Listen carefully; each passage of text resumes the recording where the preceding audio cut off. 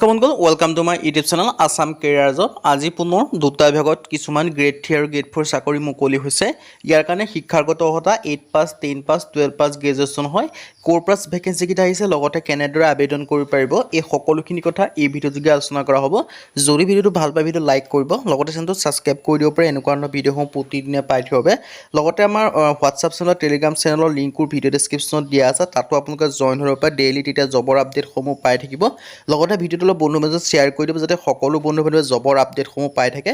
লগতে আগন্তুক ADR ৰ বাবে 99% কমন PDF এটা লৈ অনা হৈছে, GK PDF হয়। আপোনালোকে ভিডিঅ' ডেছক্ৰিপশ্যনত হোৱাটছআপ নম্বৰ এটা দিয়া আছে, তাত আপোনালোকে যোগাযোগ কৰি লৈ ল'ব পাৰিব।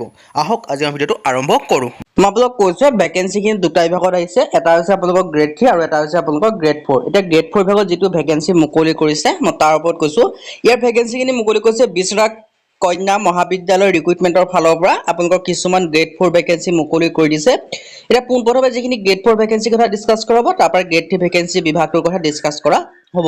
সেইকাৰণে আপোনালোকে ভিডিঅ'টো শেষলৈকে চাব। ইয়াত আপোনালোকৰ 8 পাছ, 10 পাছ, 12 পাছ, গ্ৰেজুৱেশ্যন সকলোৰে বাবে ভেকেঞ্চি আছে। সেইবাবে আপোনালোকে ভিডিঅ'টো শেষলৈকে চাব, অকণো স্কিপ নকৰিব।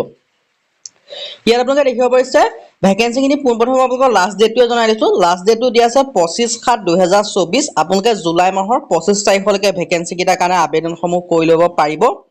এটা আপোনালোকে এটা বৃহৎ অপৰচুনিটি হয়, যদি আপোনালোকে আবেদন কৰা নাই বৰ্তমানলৈকে আবেদনসমূহ কৰি ল'ব পাৰিব।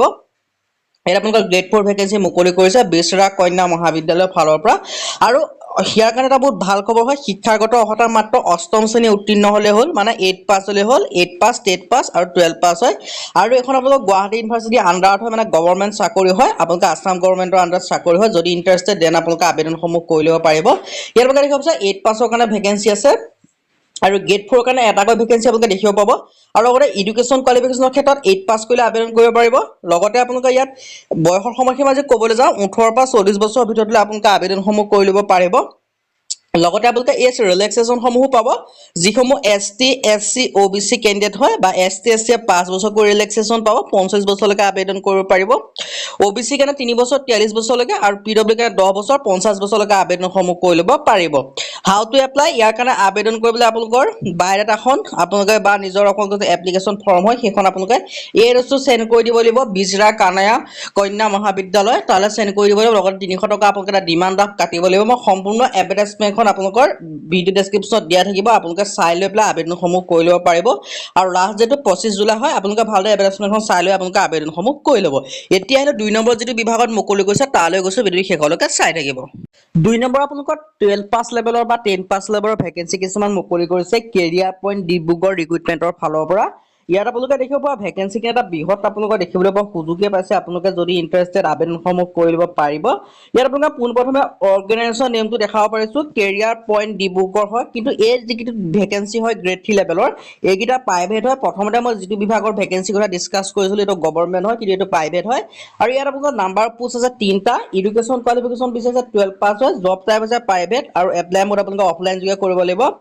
মাৰ্কেটিং মেনেজাৰৰ ভেকেঞ্চি আছে এটা, দৰমহা দিব 15,000 পৰা 50,000 টকা পৰ্যন্ত। লগতে এডুকেশ্যন কোৱালিফিকেশ্যন আপোনালোকৰ 12 পাছ হ'লে হৈ গ'ল।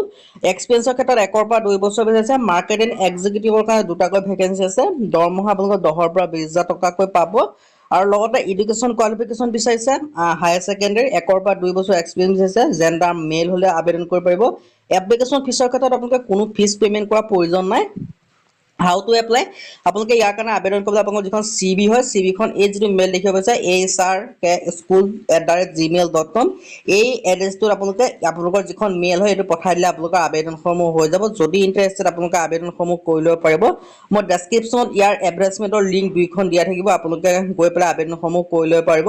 লগতে আপোনালোকৰ যদি ADR ৰ বাবে কমন PDF লাগে আমাক যোগাযোগ কৰিব পাৰে। হোৱাটছআপ নাম্বাৰ আমাৰ ডেছক্ৰিপশ্যনত দিয়া থাকিব, তাত গৈ আপোনালোকে কমন PDFটো লৈ ল'ব পাৰিব। আজি ভিডিঅ' মানে যদি ভিডিঅ' ভাল পালে লাইক কৰিব, লগতে চেনেলটো ছাবস্ক্ৰাইব কৰি দিব। এনেকুৱা ধৰণৰ ভিডিঅ' প্ৰতিদিনে পাই থাকিব। আজিলৈকে প্ৰতি ভিডিঅ'ত লগ পাম।